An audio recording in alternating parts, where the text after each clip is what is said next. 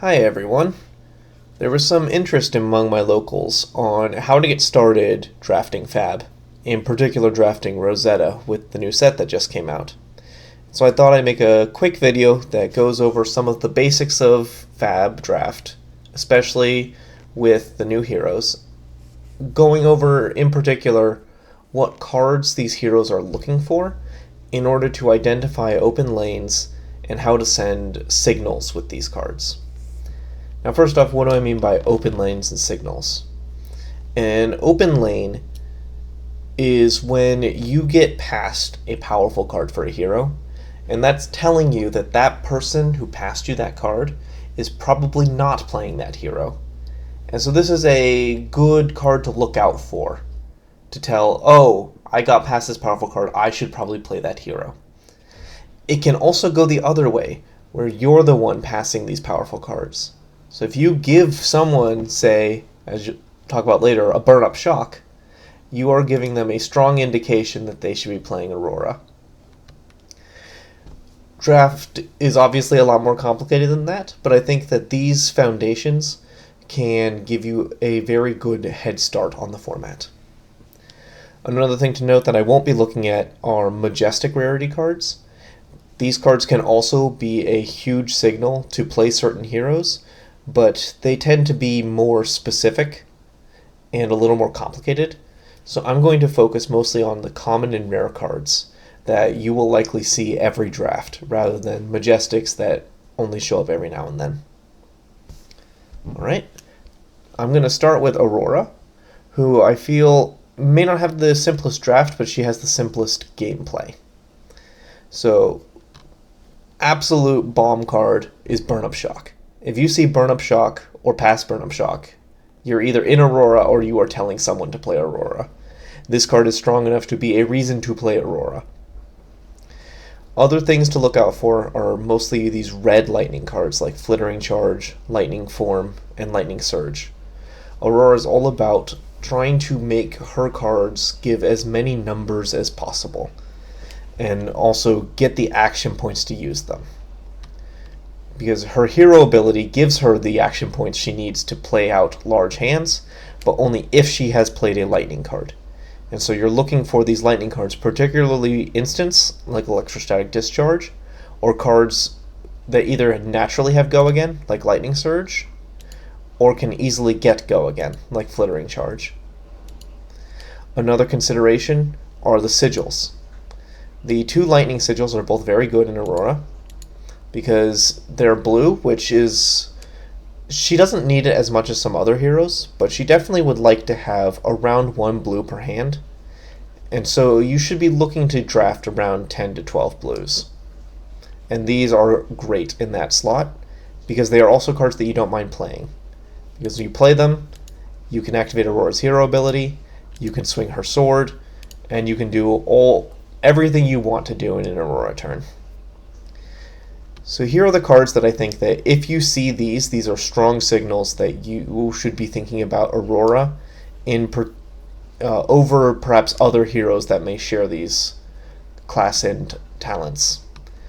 And here are some other cards to consider, but for the most part these are the main signals. Oh yeah, and all of these lists will be linked in the description. Some things to note, cards like Fry might be a little underwhelming, but they're sort of role players. They don't block, they're just 0, 3, go again.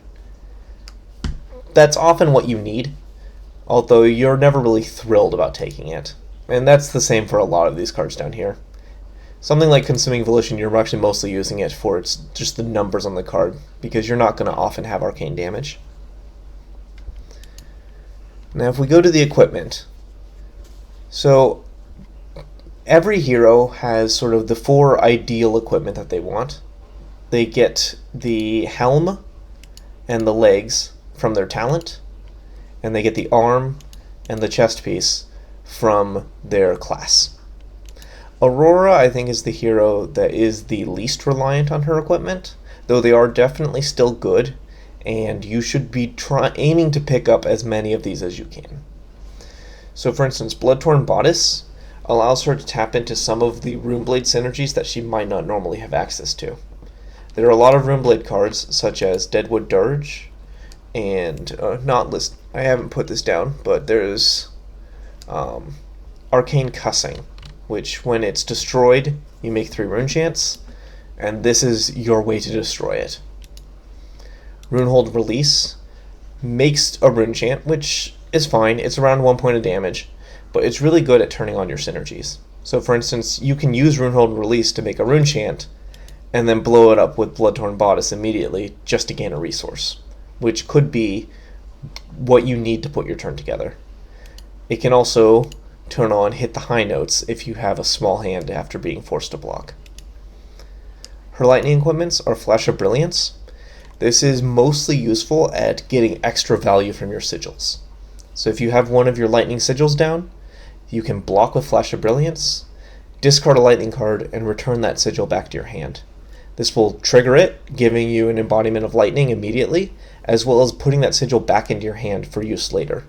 So you could do this if you need to keep extending these embodiments of lightning turn to turn, or you need the extra pitch.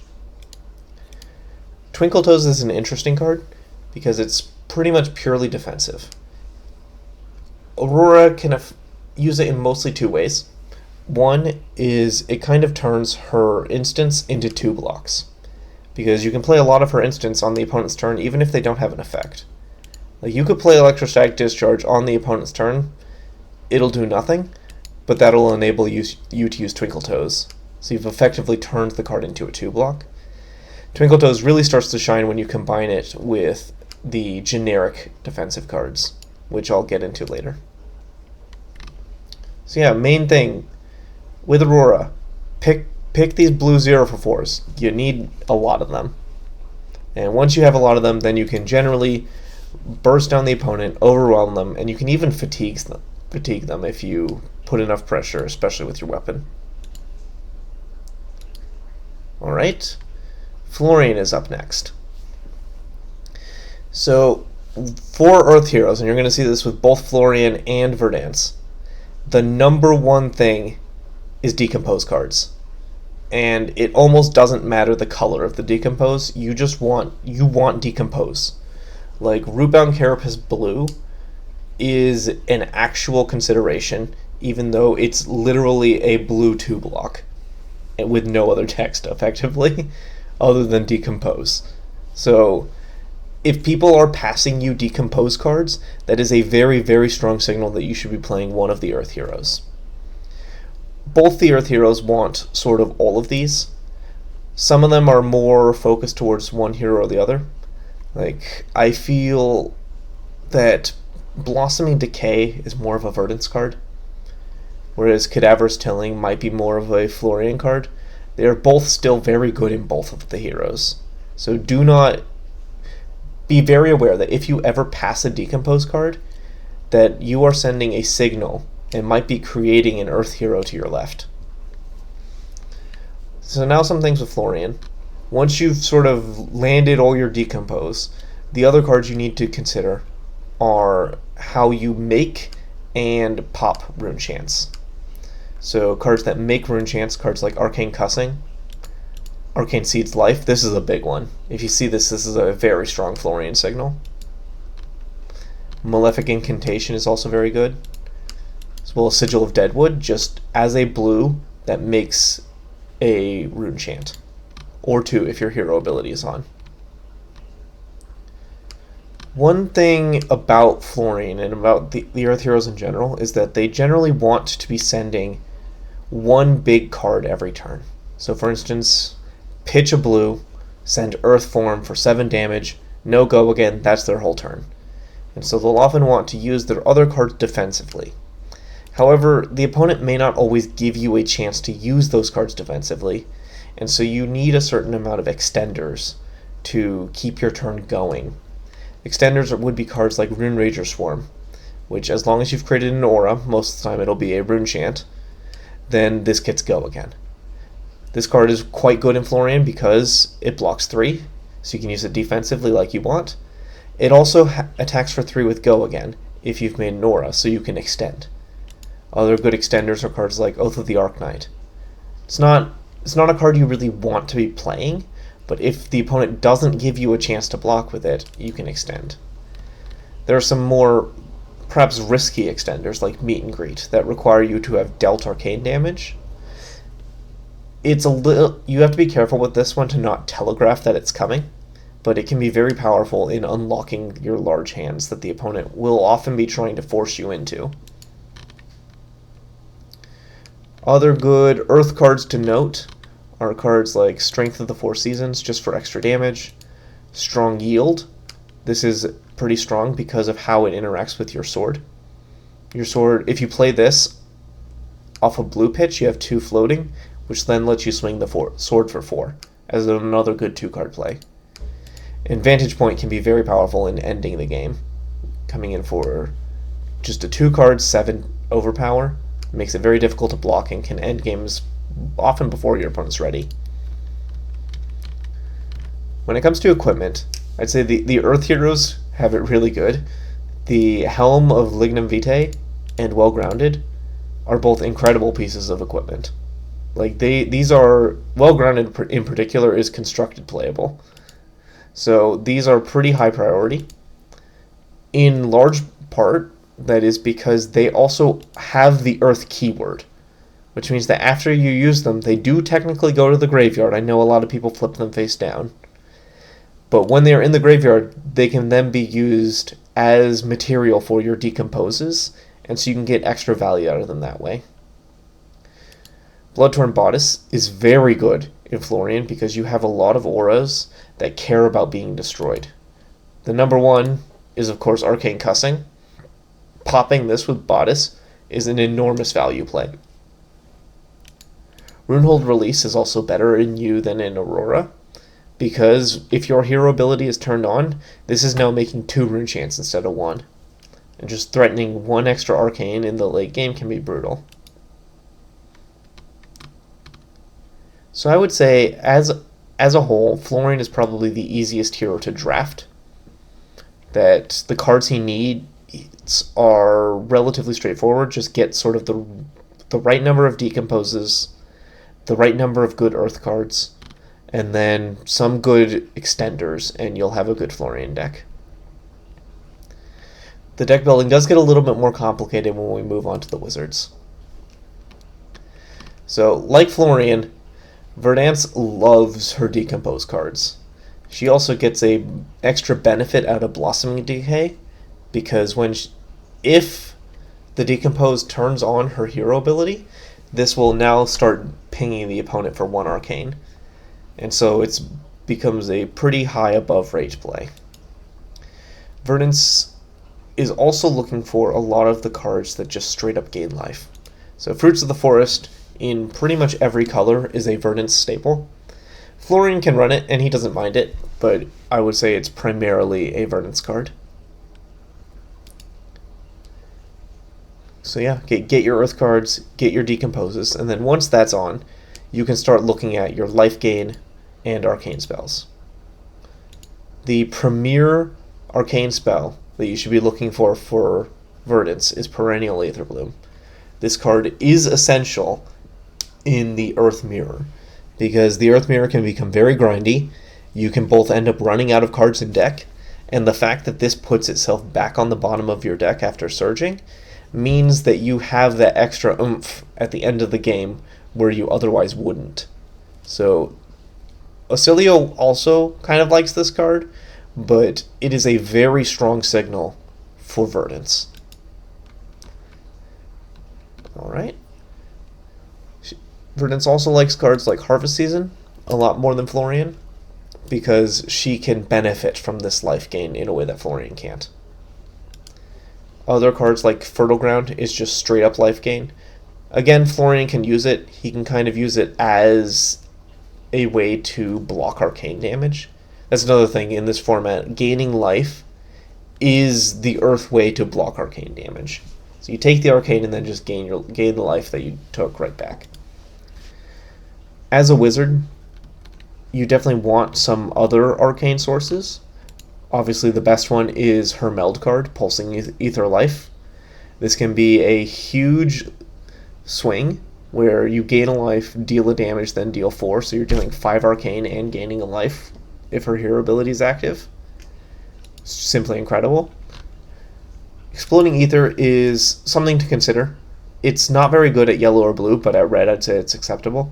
It's a good way to extend your hand and often force through your surge effects, especially if the opponent is keen on trying to deny you perennial Ether Bloom. You can just get it anyway by going too high. Some other cards to consider for spells. Overflow the Aether Well has a notable combo with Fertile Ground, because if this surges, gives you 2 resources, you don't typically have an action point to use after it, but if you have Fertile Ground in hand, you can spend the 2 resources on this, and if you have 4 Earth cards in Banish, straight up gain 5 life, and that's brutal. Something else to note about Verdance is that she's a little higher on her Earth Blue count, and that's because she wants Earth Blues specifically for her staff. Because when her staff amps an arcane spell to then deal arcane damage, she makes an Embodiment of Earth. An Embodiment of Earth makes her incredibly tanky, because she has all of these arcane spells that normally block 3, but under an Embodiment of Earth, they start blocking for 4. So she can block incredibly well after hitting with her staff, as long as she has that blue Earth card. For her equipment, I don't think I can sing the praises of the helm and the boots enough. These are absolute staples in both Earth heroes, just for the survivability it gives them. Well Grounded in particular is, I didn't mention this before, but it is very good at stopping surge effects. Blocking 2 damage will effectively negate an amp 2, and forces the opponent to need at least amp 3 if they want to force a surge through. Her wizard slots. Hold Focus is quite good. Mostly you're using it to force your important surge effects. A lot of time that surge effect is perennial Aether Bloom.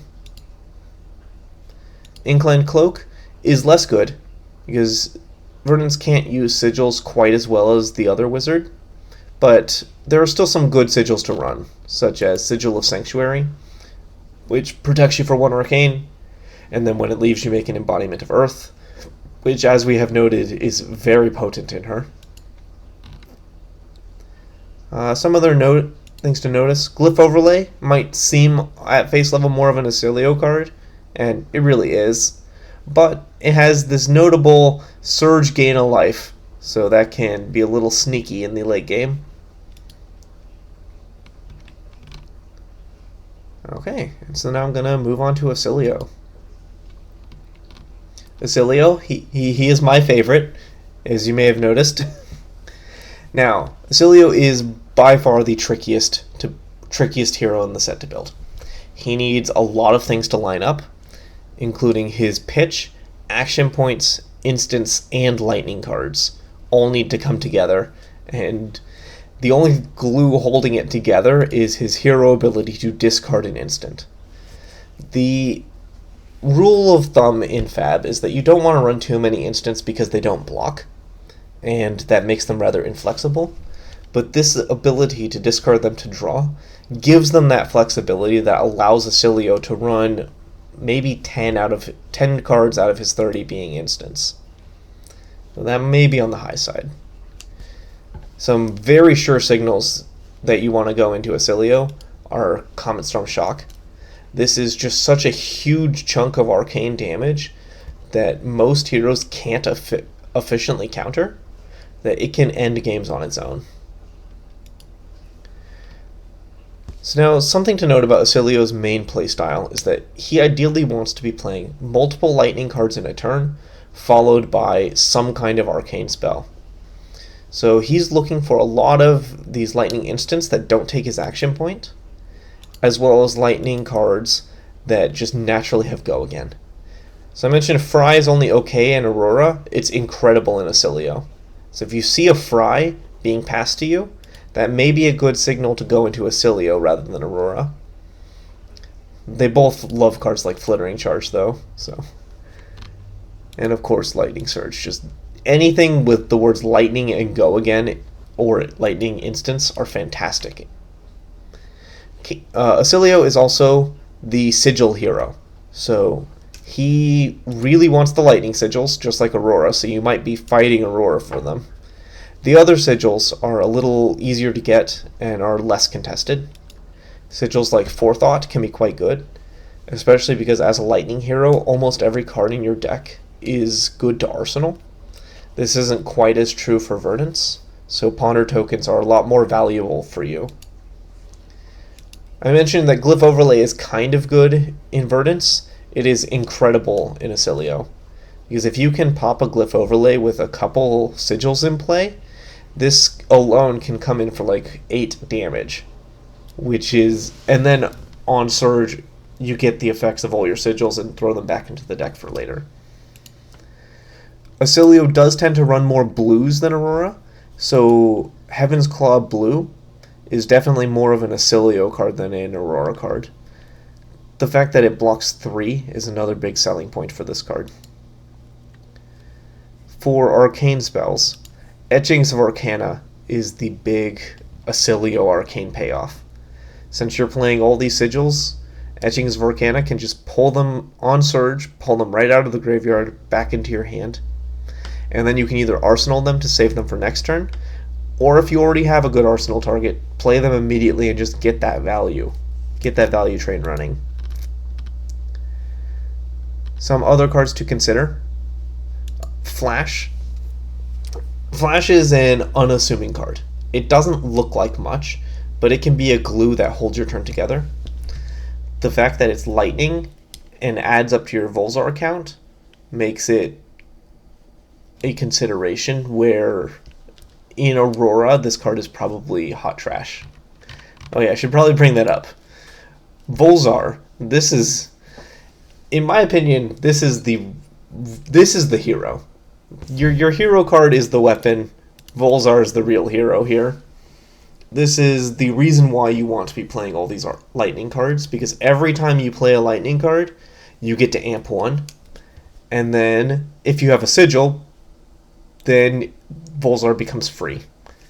So if you can play like 2-3 lightning cards, then you can be very easily forcing through all your surge effects. And also because this damage is hard to block, you can often beat the Earth heroes before they even turn online. Some other considerations. Save the Thought can be important in Oscilio against the Earth heroes, because this can let you recycle your arcane cards to make sure that you have damage even after you're starting to run low on cards. Exploding Ether is again nice in red at just making your surge happen, and it can be very good on the first turn of the game or the last turn of the game. Now, I have seen some people talking about this card in Oscilio, in particular in combination with Flash. So, Open the Floodgates is an interesting card. I'm not the biggest fan of it because it costs 2 and still only does 3 damage, and the surge effect is only good if it has Go again. So it's a very odd card. But if you can give it Go again with Flash and then somehow guarantee the surge, that draw 2 effect, that may be a payoff worth building towards. But I'm not quite sure how consistent it is. For equipment, I'd say he's the lightning hero that benefits the most from the equipment suite. Since he's running all the sigils, Flash of Brilliance will very frequently have a target that you want to bounce with it. Hold Focus is very good at making your surge happen. Because you have so many sigils, Inclined Cloak is almost always going to be active, and so you can effectively have just a resource floating at all times. So whenever you have a turn that you just need one more resource, Inclined Cloak got your back. And then Twinkle Toes. I think this is much better in Oscilio than it is in Aurora. And the reason is that Oscilio can run the defensive instance, which I will be getting into shortly. With Aurora, if she runs into a defensive instant, but she needs to have offense on her turn, she's kind of stuck with it. Whereas Oscilio, if he draws a defensive instant and he needs to be on the offense, he can just discard it and draw a new card. So these cards are a lot safer to run in Oscilio, which means that he can more likely play them and get massive value out of Twinkle Toes. And so those are the 4 heroes. And before I wrap up, I'm going to go into some of the generics. So these are the main generics to have an eye out for. And I'm going to divide them into a couple categories. The first are the defensive instants, and these would be Arcane Polarity and Brush Off. Arcane Polarity is the standout defensive generic in the set, because it just says that if you have taken arcane damage this turn, gain 4 life at red. It does 3 life at yellow, 2 life at blue. This is an incredible value swing. Aurora maybe doesn't want this card so much because she's trying to be the aggressor. She doesn't usually have that much room for defense, but it's still worth a consideration in her. All 3 other heroes absolutely want this card because it gives Verdance and Florian the survivability they need to reach their late game.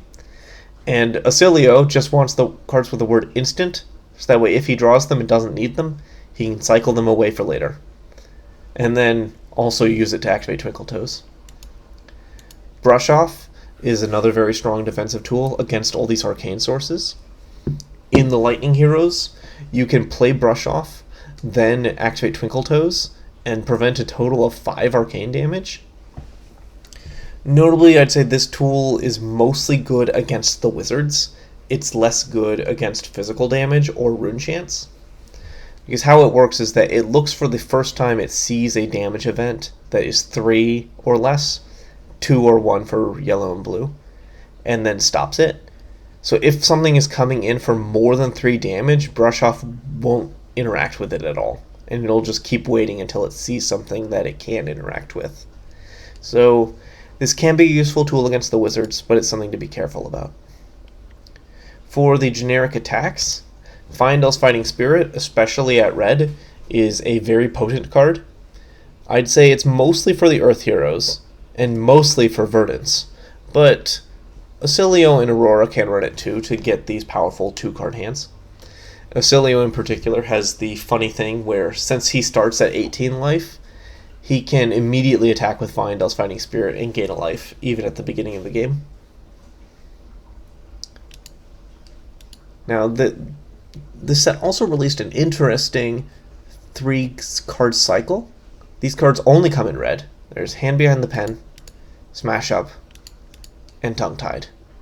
Each of these, when they hit, they force the opponent to reveal their arsenal, and if it's a certain type of card, so in this case Instant for Tongue-Tied, Attack for Smash Up, and Non-Attack for Hand Behind the Pen, that card gets banished. These cards are probably the most generically powerful cards in the set, and they're a good way to stay open, so not lock in on a hero early. So if you take one of these cards, pack one, pick one, then you're ready to play really any hero. Then there are also the 2 sigils, Sigils of Cycle and Fyendal. Cycles can help you find the right hand. So like a lot of these heroes need the right hand composition in order to fully unlock their potential, and Sigils of Cycles is a way to fix a hand. Sigil of Fyendal, I'd say, is mostly for Oscilio and Verdance. Oscilio because he can abuse these sigils and get their effects multiple times, and Verdance because she sees gain a life and then she sends 1 arcane at the opponent, so she likes that too. Alright, I hope this was helpful. If you have any questions, feel free to leave them down below in the comments. And with that, I am signing off.